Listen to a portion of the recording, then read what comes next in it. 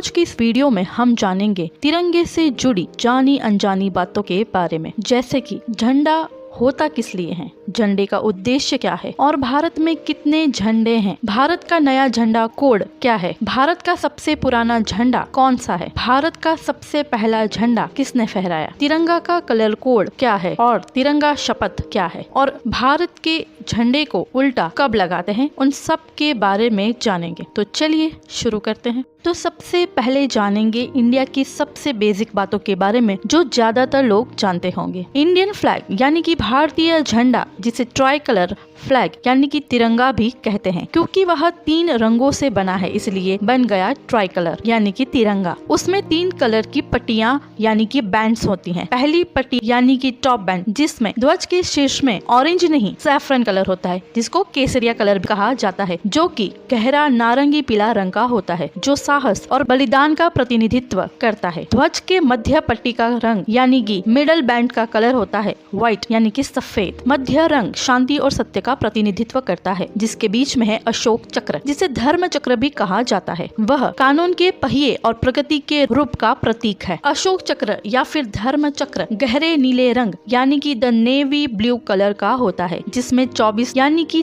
24 spokes हैं, जो 24 घंटों का यानी कि व्हील ऑफ टाइम का प्रतीक है। तीसरी पट्टी यानी कि बॉटम बैंड उर्वरता, वृद्धि और शुभता का प्रतीक है, जिसका रंग होता है हरा यानी कि ग्रीन। ध्वज की चौड़ाई और लंबाई का अनुपात यानी कि ratio of width to length 2.3 का है। ध्वज संहिता यानी कि फ्लैग कोड के अनुसार ध्वज को हैंडस्पन यानी कि हाथ से काता और हैंड वुवन यानी कि हाथ से बुना हुआ ऊनी यानी कि वुल या फिर कपास यानी कि कॉटन या फिर रेशमी खादी यानी कि सिल्क खादी से बनाया जाना चाहिए। फ्लैग से रिलेटेड मैंने 2 वीडियो बनाई हुई है, जिसकी लिंक मैं आपको डिस्क्रिप्शन बॉक्स और आई बटन में दे दूंगी, जिसमें आप ध्वज से जुड़े बहुत सारी और भी बातें जान सकते हैं। Handspun and hand woven cloth की शुरुआत पारंपरिक यानी कि ट्रेडिशनली महात्मा गांधी द्वारा की गई थी।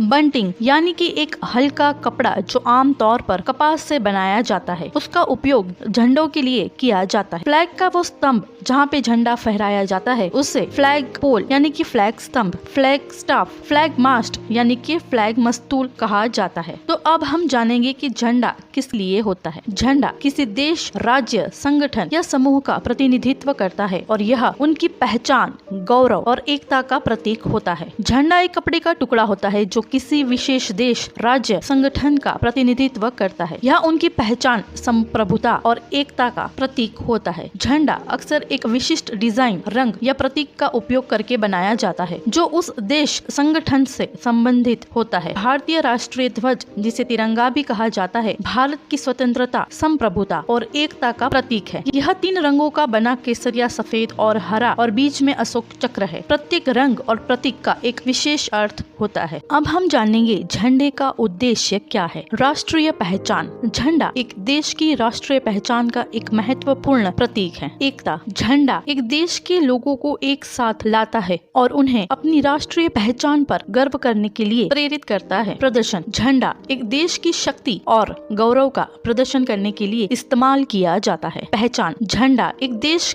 या संगठन की पहचान के रूप में कार्य करता है। सिग्नलिंग। झंडा विभिन्न प्रकार के संकेतों के लिए इस्तेमाल किया जा सकता है, जैसे कि युद्ध के दौरान। सजावट। झंडा विभिन्न अवसरों पर सजावट के लिए भी इस्तेमाल किया जा सकता है। इसलिए झंडा न केवल एक कपड़े का टुकड़ा है, बल्कि यह एक शक्तिशाली प्रतीक है जो किसी देश या संगठन की पहचान, एकता और गौरव का प्रतिनिधित्व करता है। जैसा कि आप सब लोग जानते हैं, प्रधानमंत्री के द्वारा 15 अगस्त को यानी कि स्वतंत्रता दिवस पर लाल किले पर झंडा फहराया जाता है, यानी कि ध्वजारोहण किया जाता है। ध्वजारोहण यानी कि फ्लैग होइस्टिंग किया जाता है। और 26 जनवरी गणतंत्र दिवस पर राष्ट्रपति द्वारा झंडा फहराया जाता है, जिसको कहते हैं फ्लैग अनफ्लरिंग। ध्वजारोहण और ध्वज फहराने दोनों का मतलब झंडे को ऊपर उठाना है, लेकिन इनमें एक महत्वपूर्ण अंतर है। ध्वजारोहण में झंडे को नीचे से ऊपर ऊपर की ओर रस्सी से खींचकर फहराया जाता है, जबकि ध्वज फहराने में झंडा पहले से ही ऊपर बंधा होता है, उसे खोलकर फहराया जाता है। अब हम जानेंगे कि तिरंगे के पिता कौन हैं। पेंगली वेंकैया ने 5 सालों तक 30 विभिन्न देशों के राष्ट्रीय ध्वजों पर शोध किया और अंत में तिरंगे के लिए सोचा।